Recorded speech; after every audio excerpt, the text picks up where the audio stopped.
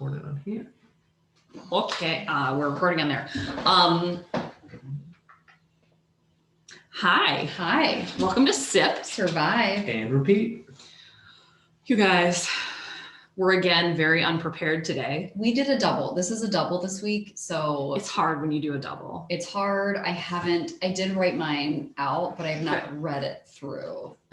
Your notes, you mean? So yeah. Okay. So you're gonna see me reading it through for the first time here. I love it. And show everyone your shirt on YouTube. Dogs because people suck. Because they do. Did you get this on vacation? No, I've had this forever. Oh, I'm just I love it. like, I worked out today. I just didn't feel like putting on. I did put lipstick on, Good for you. but that's all I got. I got new lip stain, everyone. Yeah, I look like I rolled out of bed. I didn't roll out of bed today. I mean, I did, but I was ready earlier and then now I'm just in my loungewear. I was wearing loungewear and I actually put jeans on for you two yahoos. I was wearing leggings. Well, mostly because the gigantic shoes that I bought would look really ridiculous with leggings, I think, but I don't know. I don't know. I feel like that's kind of the style right now. Is it? Actually, I don't know. I'm wearing a dog t-shirt, a dog shirt. So don't ask me. In all honesty, you should see me when I take my dog out. This is like phase one of my turning into more of a dog person. I think that's fine. You start having ceramic dog things around probably and outfits and. Do you have the sticker on the back of the car with just two people and a dog? No, I'm not a fan of those, but it could be Not my yet. future. Do you know what I see? I've seen around recently a lot is there's a couple stickers. I've seen one on a minivan that says "Hella kids in this bitch." Oh. And then one of the moms who goes to my son's, takes her kids to my son's school. She only has 2 kids, so it's not hella. So it just says "kids up in this bitch."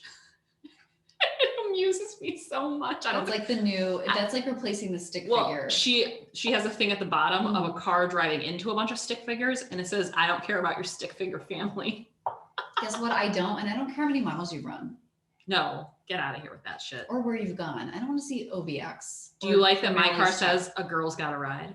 Yeah, but I get it if that's your hobby, but your hobby's not going to the Outer Banks. No, but I will say that I guess the running one is kind of a running thing. Yeah, you can't. Well, a girl's got a ride. I had to get a horse sticker to go with it because that kind of sounded like I really like to ride dick. Yeah. So it sounded like when I got a ride. I put it on my car and I was like, yeah. So I got the horse decal to put on it. I'm just not into stuff on my car. I usually am not, but my kids and at the time husband got me the sticker, so I felt like I had to. You have to then. But then I was like, this sounds a little dirty, so then I got the horse decal on my own. So now I have 2 things on my car to cancel out the sexualness of the first sticker. And I like that. Thank you.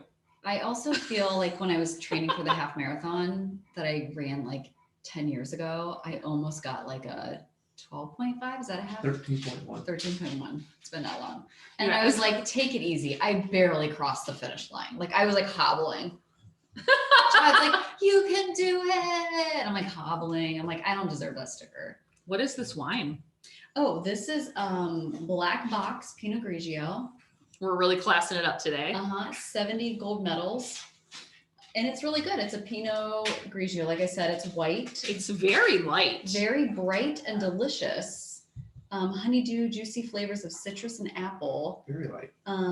It's just it's a 2019 from California. It's just a great. It's good for a day like today. Yeah, it's hot as butt outside. I know. Look at Denel's all excited, and I'm like, fuck. Yeah, it's hot, and Denel's wearing a sweatshirt. It's cold in here. It's 72. That's not cold. It's still sweaty. Really? Yeah, my armpits are just my a little hands are sticky. a little slick, but they're always kind of slimy. It's gross. Oh, I don't have any slickness. Oh, I told you, I found out what this rash is between my fingers. I didn't know you had a rash between your fingers. I do. I was very concerned. At first I thought it was just eczema. Then maybe I thought impetigo is impetigo. Is that how you say it? Impetigo? No, Infantago. Oh God, what is that? I had it when I was a kid, and it's very contagious. Usually kids get it from like just being dirty and gross. Oh, okay. No. But adults you can get it from your kid, or like it itches. But Declan doesn't have, so anyway, I went to the dermatologist Like, let me tell you what I really have. Let me tell you what I have. And it turns out the dermatologist thinks that it is poison ivy. Oh shit. And she goes, were you gardening? And I was like, oh Hello, no, I have people who do that because I live in an apartment. I don't do that. So I was like, no. And she goes, do you have a dog? And I go, yes. And she goes, it could be your dog, like got into poison ivy and then you petted her. Patted her. Anyway. Really? If the oil gets on her fur, but not her skin, and then I touch it, I can get it. Interesting. I didn't know that. So anyway, so I've had this rash for a few weeks, which she said is pretty typical of poison ivy. Does it itch really bad? Yes. Yeah, that's probably what it is. And I keep trying not to itch it, but then all of a sudden I'll just be like, and just itch it, and then it starts bleeding, and I'm like, Jesus. I had this bout of eczema when I was like in my mid to late 20s. Yeah. And it would always be on my feet, and it would itch so fucking bad. And one day it just went away, and it has not been back. Have you ever had that thing where it itches inside? Yes. Your foot? It would, and then once you'd start scratching it, No. Okay. it would Wait till you get get like older, water I think. blistery. It was gross. Ooh, God. It was Yeah. nasty. It's not good. No, it's not. Speaking of dermatologists though, I got Botox in my basically entire face. Show them where you got it. Okay. So if you're watching on YouTube, I'll explain and show. Yeah. I got it across my forehead because here's the thing. I have a very expressive face and I use my eyebrows a lot to make expressions. And so my forehead has pretty deep wrinkles in it. And it's not like a bad thing. It's just, they don't look great, especially because I have such short hair and like my forehead's out. Yeah. Like sun's out, It's forehead's like ready. It's out there. out. Yeah. But not in a good way. Not in a good way, like in a really shitty way. It's like fucking ugly. No, you've got a great face shape and structure. Oh boy. I don't know how to say that in like a. No, I like it. I like it. Okay. So we did the whole forehead basically, but she didn't go out too far because she said if she goes out too far, then my eyes will droop. Oh God. I was like, okay, I don't do that. We don't I don't want droopy eyes. I forgot. I didn't tell you this part. She did a little like right above the arch of my eyebrow to try and lift because she said I had flat eyebrows. And so she's like, we're just going to lift those a little bit, give you a little arch. I was like, oh, okay. Okay. That sounds neat. And then we did the bunny scrunches, which is where you scrunch your nose and you have little things there. And then I have a gummy smile. Which I didn't know what it was. When I smile really big, it's all teeth and gums because I have an overbite. When I was younger, my orthodontist was so worried that my gummy smile would be so pronounced. He wanted to do surgery. Like they wanted to break my jaw and bring it forward so that I wouldn't have a gummy smile. And my mom had jaw surgery. Yeah. Okay. My mom had jaw surgery because she had an asymmetric jaw and she wanted it straightened. Like her chin was off center. Those Kershaw girls. So she got that fixed and they did bring her jaw forward a little bit, but her lips have been numb like ever since that surgery. Really? I wouldn't let someone break. I mean, my mom was like, absolutely not. Because this was after she did her thing. Yeah. She was like, no, we're never doing that. And I was like, oh, okay. All right. I guess I'll just have this overbite then. You don't even have it's very slight. When I smile, you don't see my bottom teeth at all. It's like, see, I see your bottom teeth. Long story short, so they did that so that my gummy smile would go away. And she said in 10 days, you'll see the full results. But I can already, my forehead is already like getting numb. So right now I just do the triangle here. I go once every quarter. They do like a special. So I just go when it's cheap. And then I think when I was in there last time, my doctor, he's super like conservative. Like he's not a jerk or anything, but he was just like, hey, are you thinking about maybe like, don't you love when like he's trying to surgery be, like, people do that and you're like, fuck off. And I'm like, yeah, maybe. Like, so I think in December when I turn 40, I'm going to do these. So I'm like, oh yeah. And they did those. Yeah. And you said it didn't hurt. No. This kind of hurt. This triangle kind of hurts. You know, it just feels like a lot of pinching. But again, I was doing it for work and I was live on Facebook. And so I was trying to talk to the doctor while she was injecting me. And the nurses said that everything looked fine, except they could see my feet and my feet were shaking. But you were also like trying to multitask. See, I couldn't. Yeah, I was trying to talk, not smile, because I didn't want to if you smile, your face moves. I was like trying to be like, So tell me about this Botox. And not also like show the audience that you're like feeling pain. Like I'm like, ow, ow. Yeah. It's weird. Like sometimes the needle hurts and sometimes it doesn't. I love it. It kind of, anyway, also I'm a facial sweater, as you know. And this is supposed to help with facial sweating. Would you ever do the Botox in the armpits? I couldn't do that. I don't sweat a ton from my armpits. I don't think. Like I do, but like it's not enough where I don't really. In high school, yes. Mhm. When my hormones were raging, I was a mess. My armpits were a mess. So maybe when you go through menopause someday, you might be like maybe a heavy armpit But they also have new things like they have this thing called Dry, and it actually kills the sweat glands in your armpits. Goodbye. That doesn't sound healthy, but I would try it. You have like sweat glands 4 in my million. hands. You have 4 million sweat glands. Oh wow, really? So I'm just going to tell you one more thing about sweating. Did you guys know this was a podcast about sweating? You guys, hyperhidrosis, it's a problem. I sweat too much on my face. It's aggressive. So I also ordered it's called an electric antiperspirant. And I'm basically going to electrocute my face to not sweat anymore. So I'll let you know how that goes. Where did you get this tool from? The internet. Amazon? I'm scared. It was not Amazon. It's coming from someone's basement, Amazon. Probably. They're like, this will be hilarious when people start electrocuting themselves. Okay, you keep us posted. It looks like I'm Hannibal Lecter because it comes with like a mask I have to put on. Oh my God, Jenny. I'll take pictures. It'll be great. You're going to turn out like Sloth from the Goonies. Hey, you guys. And I just want to point out this farmer's tan, which is still here from my trip. You know, I pulled weeds yesterday. I didn't wear any sunscreen and I have no tan. I hate you. I'm just white. No, I I was would- so pale. I'm Here's the blending thing, into this wall. I can fix this farmer's tan in like no time by just being outside for like 20 Yeah, minutes yeah. this weekend. Like that's all I need. I also have no makeup on other than lipstick, so I look very pale, but I didn't get any sun. Anyway, let's get back to We should probably talk about people don't care about podcasting. this. Okay. Yeah. You guys want a podcast? Kenny's like, please. He's like, please stop talking about sweating, you fuckers. All right. Do you want to go first? Well, you don't have any paper. I'm fine. Okay. Have you met me before? I know. So this is like one of the first things I searched because I was in a hurry. I'm always interested in what you search. But let me tell you a story. So this is a story about John Wildey. Wow. Wildey, not sure. Wildebeest. He's from England.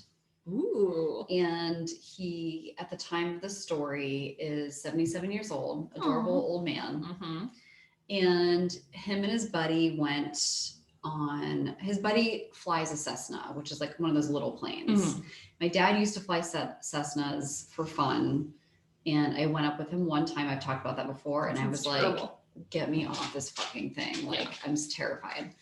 Anyway, so him and his buddy were like, his buddy was like, hey, they would go up quite often. And he's like, hey, do you want to come go visit another friend? It was about 60 miles away. We'll take the Cessna and we'll just go on the countryside, hang out for a little bit and then head back. And he's like, yeah, sure. Why not? So a little bit about John though, before we start the story. At the time he's 77, he's a widow. Mm-hmm. So he had lost his wife when he was 65. So about 10 Wait, years. does that make him a widower? A widower. I don't know. Does it? Kenny? Does it? Do you know, if you're a man and your wife dies, aren't you a widower? Wouldn't he be the widow? No, she's a widow. I thought widow I thought it was just like intersex change. gender neutral term. I This think is you're a gender widow. neutral podcast. I don't Jenny. know. God damn it. Okay, keep going. All right, his wife died. He lives alone. He lives alone. He's retired. He retired when he was 65. A widower is a man. I also feel like Jenny's just smarter, so we should probably just, when she makes a statement like that, don't listen to me, because chances are I'm going to be wrong.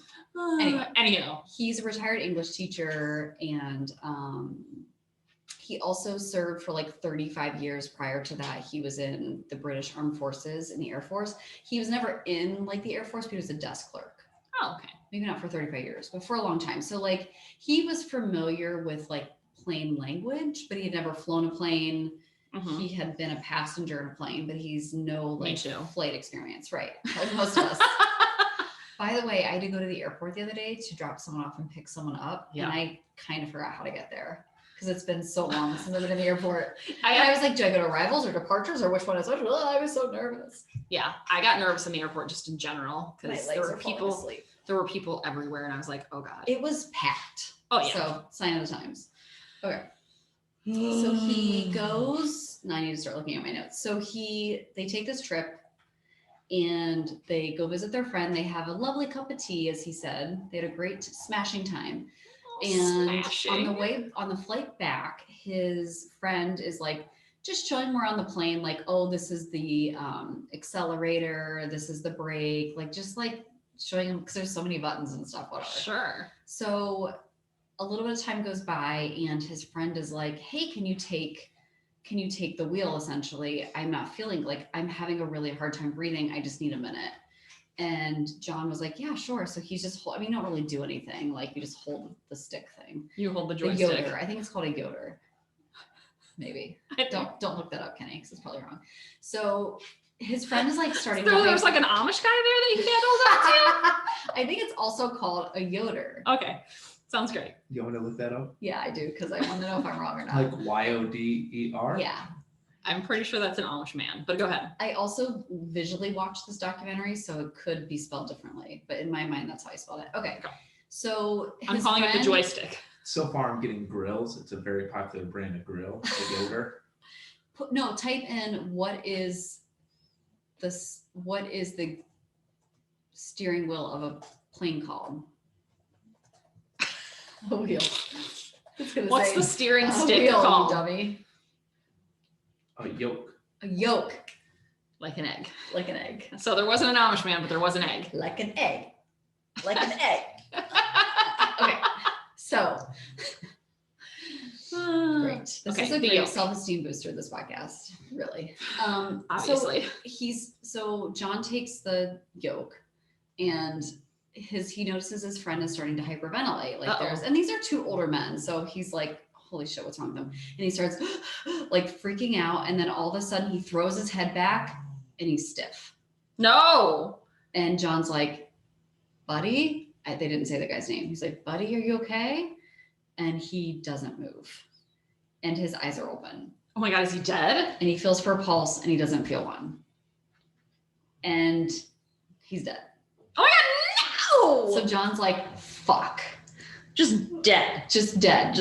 And not only like is he distraught because one of his best friends is sitting dead next to him, but he's also realizing like, I'm flying a plane. Shit, I don't know how to fly a plane. And we're far from the airport. But it doesn't matter how far you are. He's like, I'm flying a plane. And it's like the evening. So it's not like in the morning. It's getting darker out. So he picks up and it's so funny when he's doing the documentary because he doesn't know the name to any of these instruments either. Like he's like, I pick up the little receiver thing and I pick it up and I'm like, Mayday, Mayday, Mayday. The pilot is dead. Like and I'm a passenger. Like I don't know what to do. So there is, at this point, once all of this happens, he's about 20 miles from the nearest small airport. Mm-hmm. And so their little traffic control department picks up and they're just like, okay, what's going on? What's the situation? And they're like, can you land here? And he's like, I don't know how to fly a plane. And they're like, okay, we're going to reroute you to the international airport, which is about 45 minutes away. But they have a bigger landing strip and they have a better air traffic control system and just lighting and stuff like that.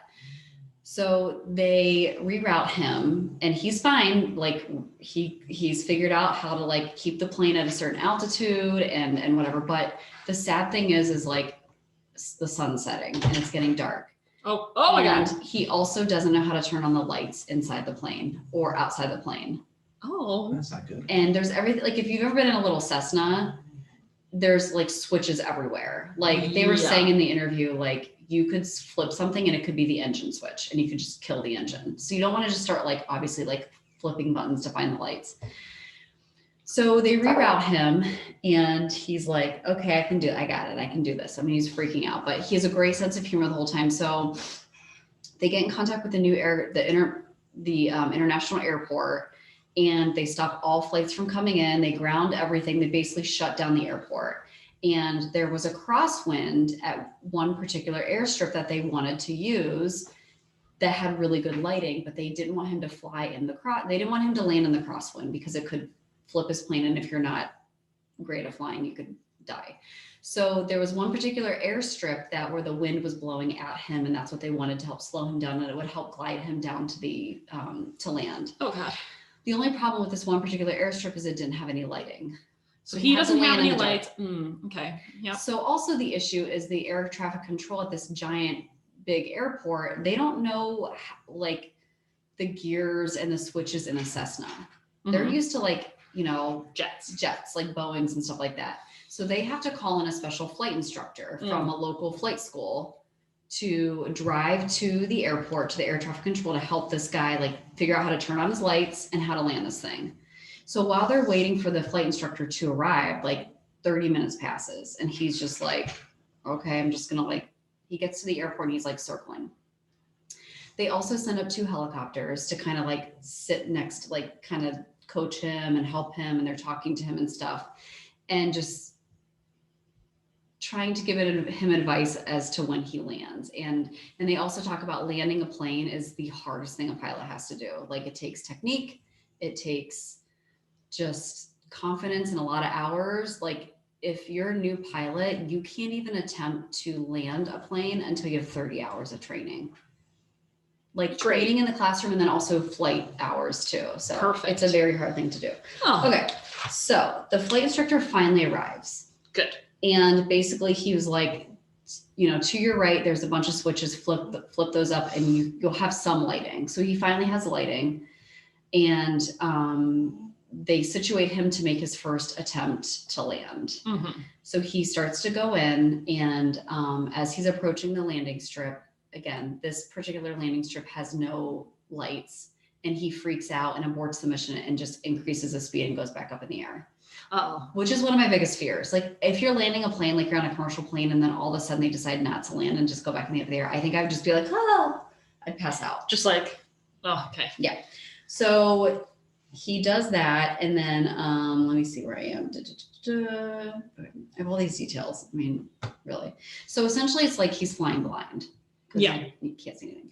So then he goes for a second attempt and he aborts that mission too. Oh God. So they're like, and so he says to the air traffic control, he's like, I can't do this. Like, I need lights. I don't know. I don't know. I can't see the airstrip. I can't do this. So they're like, okay, let's reroute him to the bigger landing strip with the lighting, even though there's a crosswind, we'll take our chances. So they reroute him to the other side of the airport, and he goes over there, and this is his 3rd attempt now. So he goes third time's a charm. 3rd time's a charm. No. So so I guess when you're landing a plane, there's lights, like at a big international airport, there's red lights and white lights. And if those turn, it's something like if those all are red, that means you're not in line to land correctly.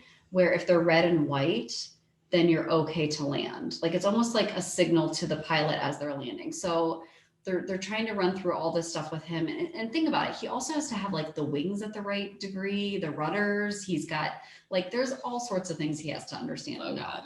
So he gets in line third time down, and air traffic control's like, he's too high. He's going to miss the run. Like he's going to completely miss the runway. Also in the area, you've got residential communities, you've got major highways, and there's also the 3rd largest oil refinery in England. That's right nearby. So if he crashes the plane and it explodes, there's a chance that everything's going up. And it was not sweet, but John was like, I wasn't concerned about me dying. He was like, I was concerned because for the longest time, my plane didn't have any lights, that someone was going, like another plane was going to hit me and I was going to kill other people. Right. He's like, I was more concerned, or landing into like a residential area or something like that. So he was just a very sweet, like looking out for everybody else while also trying to like make joke. Like he was trying to keep it light as much as he could. So he goes down for the 3rd attempt, and the air traffic controller then is like, abort mission. You're too high. So he goes back up and goes around, and he's starting to lose confidence at this point. I mean, he had no confidence to begin with, but now he's like, shit. So this is the 4th try. And they're like, okay, now make sure your nose is lower. You have to line it up with the right. So he goes down, and he's too low this time. And they're like, you're basically, if you keep going, you're just going to crash into the air. So he aborts the mission again and goes back up. So this is the 5th time. And he's also running out of fuel. course he is. So he doesn't have, because those little Cessnas, they don't hold a lot of fuel. So, so for the 5th time, he's making his descent. He's about going about 80 miles an hour. He's about a half a mile to the airport, and he makes it past the residential area, and he's landing. Everything looks as good as it can look. And it's interesting because the air traffic controllers were talking to him, but they also had a separate line that they were talking, and they were basically, without him hearing, saying like, this isn't going to end well. Like this is not good. Oh, like yeah.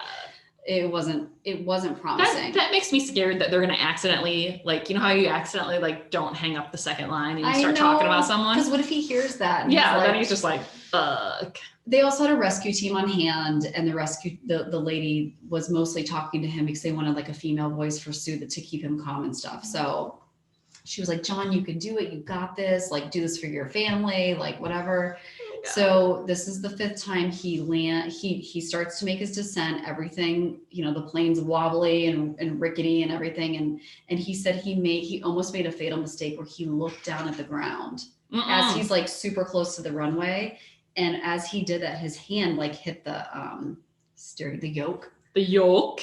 And the plane like dipped. Oh God. And he almost lost complete control of the plane, but he ended up landing, and it was super bumpy, and he went into a field, and he landed safely. They're like, turn off the engine. And he was like, I don't know how. So he turned off the engine. He gets out. They do confirm that his friend is dead, which he kind of thought, but they had an ambulance there to rescue him and make sure he had no injuries or anything like that. And it's interesting because I think it was 2 weeks after the incident rather, he signed up for flight school lessons. Oh my God. To take flight classes because he wanted to learn how to properly, so he would never be in that situation again. I don't think he is going to be in that situation. I know, but I think it was like one of those things where he's just like, I also have this fear and I want to overcome it. And so he enrolled in flight school after that. Oh my God. Or flight lessons, not school, but yeah. At 77. At 77. And I looked, I don't know if he's still alive. This was back in 2013. Oh, okay. So, and he was 77. So God rest his soul if he's not alive still, but maybe he is. I don't know. I mean, he's at Callie. Callie's really moving around in here. Yeah, she is. We can move her in the other room, Kenny, if you, okay. It's fine. She wants to hang out with us. So yeah, that is the survival story of John Wildey. Yes. That's kind of I interesting. love it. Yeah. Yay. Like, can you imagine landing a plane just by voice, like someone telling you what to do? No, absolutely not. I would think, I'd be like, can't you just like put a helicopter above me and have someone like take a rope and like shimmy down and like jump in the door and just fly the plane home? Take this over. Hold on. I was supposed to mention our new patron's name. Yes. Oh, he was also in the air a total of 2 hours flying. Oh God, with the dead body too. Yeah, with his best friend dead body next to him. Okay. Well, I love that story. I like that he went to flight school because he was scared after that. It's really cute. Yeah, it's a good ending. Okay, our new patron is Ellie Winhoven. Okay. Hi, Ellie. Hi, Ellie. Shout out. Yes, welcome to the family. If you guys want to join, just go to patreon.com and search for Sip Survive Repeat. So thank you, Ellie. And she's getting lots of cool stuff like a discount on merch and this particular shout out. She's also getting a personalized message from Callie. Callie was so excited to do it. Yes. She's honored. Honored. Also check us out on YouTube. Oh yeah. Don't forget to do that and subscribe. Hold on. I got to pull up my notes. And that's the only time we're going to tell you to subscribe, because I think it's annoying when you watch YouTube videos and they tell you like 5 times throughout it, although I've just mentioned it twice, to subscribe. Like, we get it. Fucking subscribe. Give us a thumbs up and a subscription. Hey-o. The only time I hear it is Declan watches YouTube like all the time, and they always say that stuff. I know. So, okay, I'm sweating. Are you? It's fine. I have a pretty short story today, but I thought it was a goodie. Oh, let me just fill up here. Sure. Here, I'll just bring mine over there too. Here, I got you. Okay, keep going. Okay, I'm doing a story of Chris Gursky. Okay. And Chris Gursky is married to, are you okay? Kenny, are you watching this? Look, no, look at this. Look at the talent. She's like, why? I guess it works. I guess. Don't knock until you For try it. people not watching on YouTube, she's just holding the box up and pouring it in. With her arm wrapped around it. Yeah. Yeah. It's All just Stretching. We're stretching. I like it. Okay. Chris Gursky and his wife Gail went to a little place called Interlaken, Switzerland. Okay. Have you been there? I have been there. I knew you had been there. I went to Interlaken. It's gorgeous. This is the place that had, I think I told you about hostels. We talked about hostels. Mhm. This was the one that had double beds, bunk beds. So if you didn't know who was in your room, you were going to sleep with a stranger. You're going to know them real soon. You're going to get real comfortable with them. Mhm. This is also where they had cockroaches, but also a bar. And so I would just get real drunk because I saw cockroaches and I freaked out and was like, I'm not gonna be able to sleep. Were they big ones or just normal little size ones? That's big. That's big enough for me. Which I was like, how? Because I mean, I guess they can happen it's anywhere. cold in Switzerland. Yeah, We don't have them really up here. It was spring, so it was kind of nice where we were. But like, okay, so we got there and we took a train because that's how we got around. You think your story's short, but it's not, because I'm gonna ask you all types of questions about Switzerland. Just kidding. So we get there and we it's pitch black.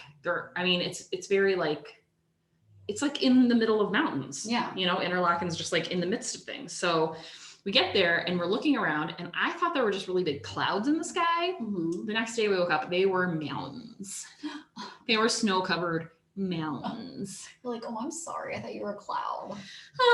And then we went, where did we go? We went like hiking around. We found this like old abandoned like castle thing. It was really cool. And then I really wanted to go horseback riding, but no one else wanted to. So I was like, fuck off, everyone. But it was very pretty. And we are going to be talking about Chris and his wife doing some, hang gliding. I thought it was hand gliding this whole time. Hang, yeah. I thought it was hand. That's the one where you hang and it's like a giant kite. Yeah, with your hands. Yeah, terrible. Which is- Could be hand gliding. It's hang. I know it but is, but it could also, in your defense, Thank that's you. also a really good name for it. Thank you. All right. So they are an adventurous couple. They do things like Sounds like it. zip lining. And I have to say Interlaken is kind of like for the adventurous. Okay. So I will briefly tell my version of how things happened for me whilst in Interlaken, and then we'll get to Chris. Okay. So I went there and I wanted to go horseback riding and everyone else was like, let's go paragliding. And I was like, sorry, what? You want to what? What's that?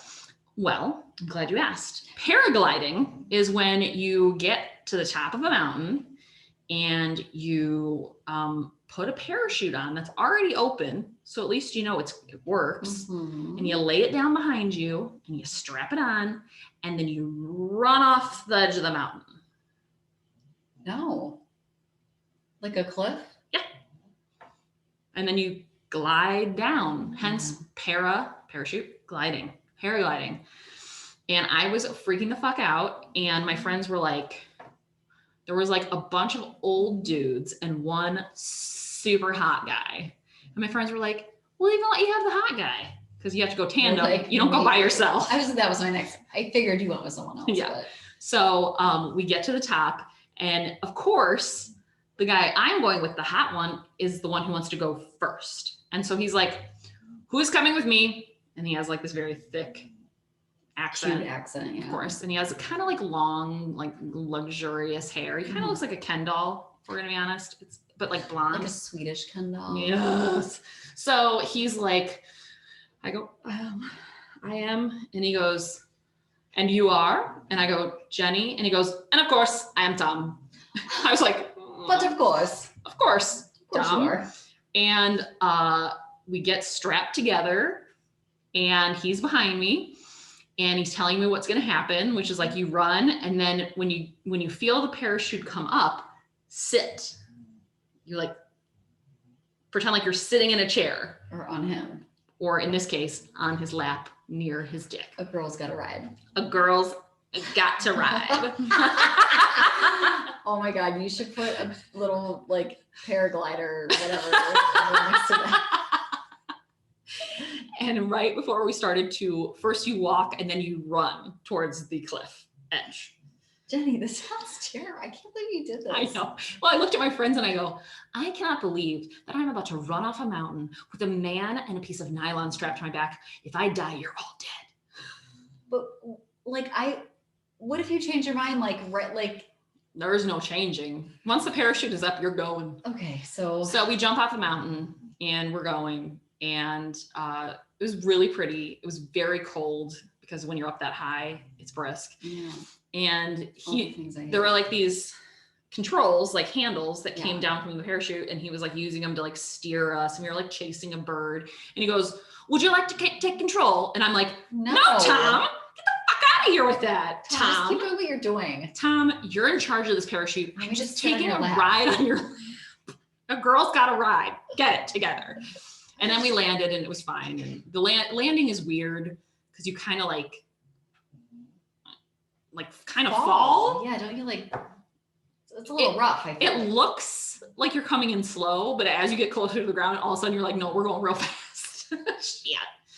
So yeah, I think I kind of sort of fell a little bit back onto him, I think. But again, he was delicious. So he had enough muscle, and I weighed a lot less then. So, but I had glorious hair, just like him. So we would have had glorious hair You just see children. this beautiful hair like floating down the mountain. Yeah, his little blonde and my gorgeous red curls. It was great.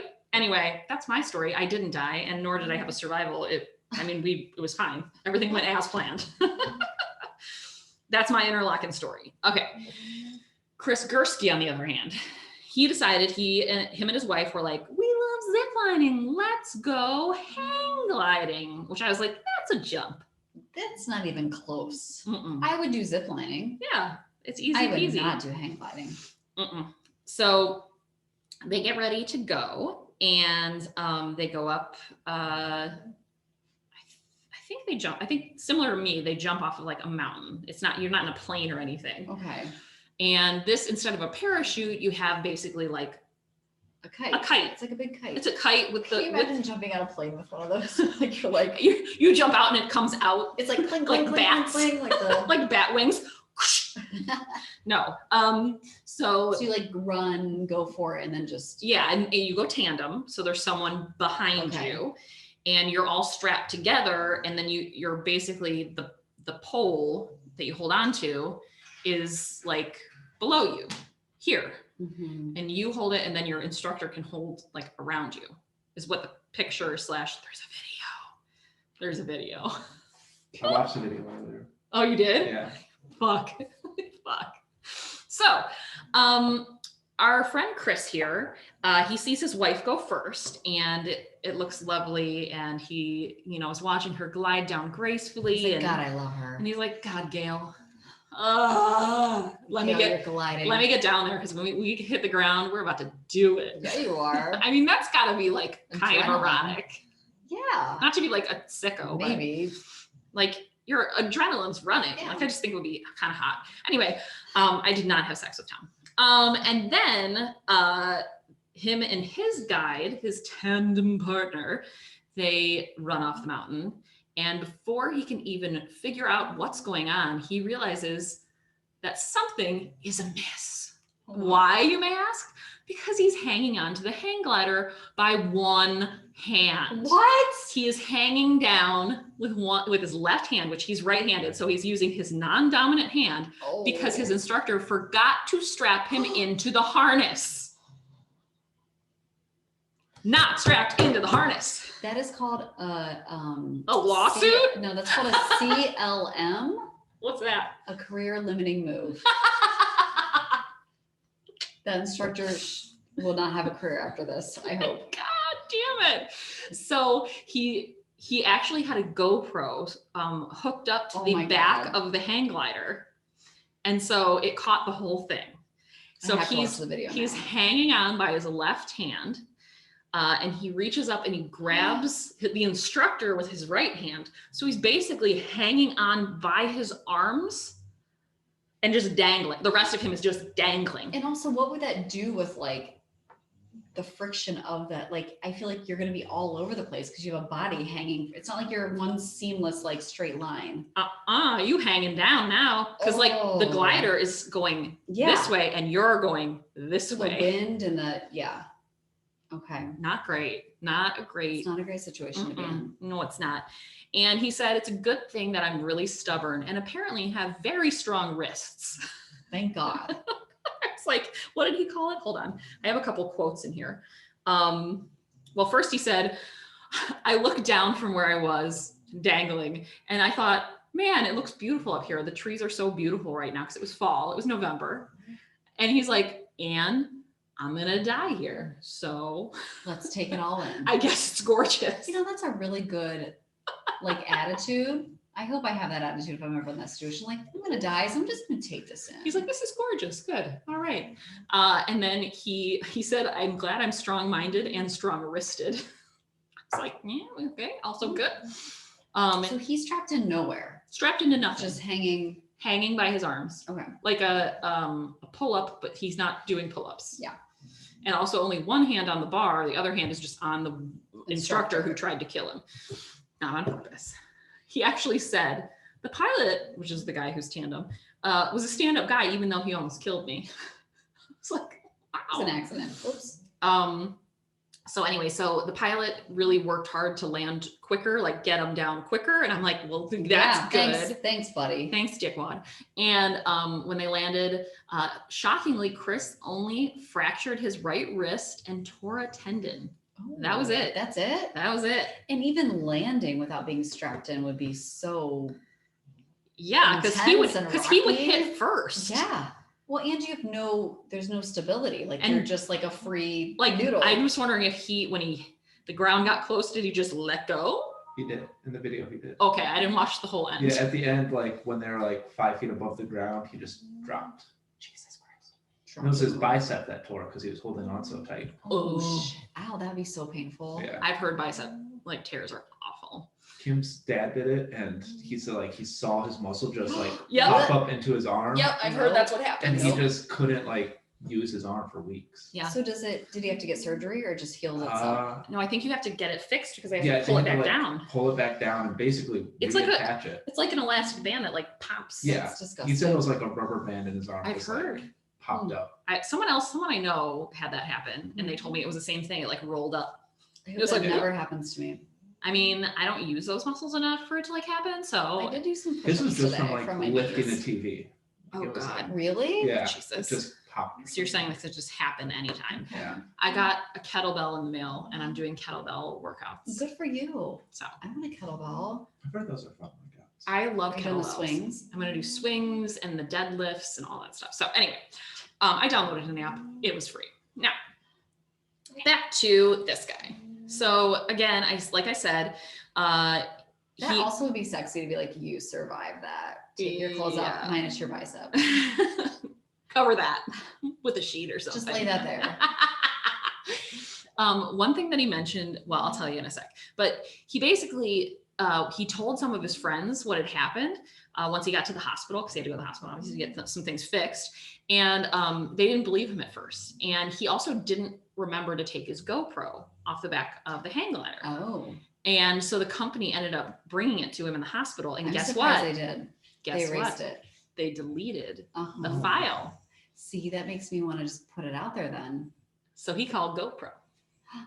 And he was like, what up? I got this video of me falling from a hang glider, and I would really like it if I could recover it. Shame on them. Yeah, what a dick move. And he didn't press any charges. He did not sue them. He did nothing. He actually, now if they deleted the video, then I would do those things. He never mentioned what company it was. So you could still hang glide with these fools because he never disclosed who it was. His name was Tom. His name was, of course, Tom. He had long golden locks. He was gorgeous. No. So yeah, he never pressed charges. GoPro so got the video. It was either GoPro or they hooked him up with like some kind of technology company that was able to retrieve the data. Because I think once you record it, I think it goes up to the cloud of some sort, and then it can go. You can't delete anything. Like just stop. Once it's recorded, you're just fucked. So yes, so he got the video and then he posted it on YouTube under the title "Swiss mishap on YouTube. It got 9.9 million views. Wow. And he said that he really wanted to go hang gliding again. And it was the sweetest reason why. As he was coming down, unattached to anything, hanging on for dear life, he saw his wife who had landed safely, and she was glowing so much and looked so happy and fulfilled that he was like, I want that. Wait, she looked happy and fulfilled as he was dangling from a... Well, I don't think she realized at that point. Oh, okay. I'm like, yeah, she was gonna get your life insurance policy. She's like, I'm gonna be rich. She's like, finally, I've been trying to be adventurous for 10 years and now he's gonna kick it. And he actually, I don't know if he told this to the press or who, but he said, I will go hang gliding again, as I did not enjoy my first flight. It's like, oh my God, this guy. So he, a couple of years later, him and his wife returned to Interlaken, and he flew with one of the world's best hang gliders. I bet he did. His name was Wolfgang Seiss. And I was like, that's very sassy, Switzerlandish. So anyway, so he did it again. This time it was a perfect flight. He said he felt like he was flying. He felt like he was floating, and it was everything that he wanted it to be. So he survived falling from the sky via hang glider, and then he decided to do it again and had a great experience. And when they asked him, do you think people who are considering going should do it? And he said, yeah, I feel like my experience was like 1 in a million. Like, yeah, if you're interested in doing it, it's totally worth it. So I guess if you want to hang glide, do it. Do it. So that is the story of Chris Gursky. Good job. Thanks. That's crazy. I know. All right, Kenny. Okay. So a woman trespasses at a Miami high school and poses as a student to do what? Okay, say that again. Sorry. A woman trespasses at a Miami high school and poses as a student to do what? Become prom queen. To try out for the cheerleading squad. To gain Instagram followers. No. Instagram's like so last year. She needs to be on TikTok. Duh. So she gets to the school and like security stops her. She's like, oh, I'm registering. I'm a new student. She dresses as a student and everything. What is this? My First Kiss or whatever that movie is with Drew Barrymore? Yes. Instead of going to the office, she starts walking down the hallway and stopping students before going to their classrooms. And they later found out she was handing out flyers with their Instagram handle saying, you should follow me. And they immediately throw in the garbage. Pretty much, yeah. I can Like, imagine gaining followers from that. W. And then security finally got to her. She was arrested. She got a fine. I don't understand why she thought Xerox copies How in a old high is this school. lady? 28. Yikes. Okay. That I can't- explains it. I can't imagine being in high school, some lady being like, follow me on Instagram. You'd be like, go away. If she handed you a fucking A piece of flyer. paper. a flyer, and she's handing you paper. Yeah. They don't use paper in high school anymore. Those high school kids. No. They're all digital. Stop it. Like earlier, when I read this headline, I thought it was her posing as a student on Instagram, like to gain followers, like catfishing. Yeah. Because Oh. I didn't actually read the story. I read the headline. I'm like, Yeah. oh, this is a good one. Always. And That's then what I just- always do. And then you were like, oh shit, it's even I read weirder it than through, I I'm like, thought. oh wait, this is really This is weird. perfect. Actually. So Fuck. weird. Again, Yikes. always in Florida. Wait, you said it was in Florida, Miami? Miami. Yeah. You guys, I mean, after I got my Botox though, I could probably sneak into a high school now. Just like, Definitely. ugh, no wrinkles. Just look like a fresh Fuck. 18 face. Oh, there's Callie. All right. Well, thanks for listening, you guys. Thank you for our new patron, Thank you so much. Callie. And we will see you guys next week. Bye. Bye.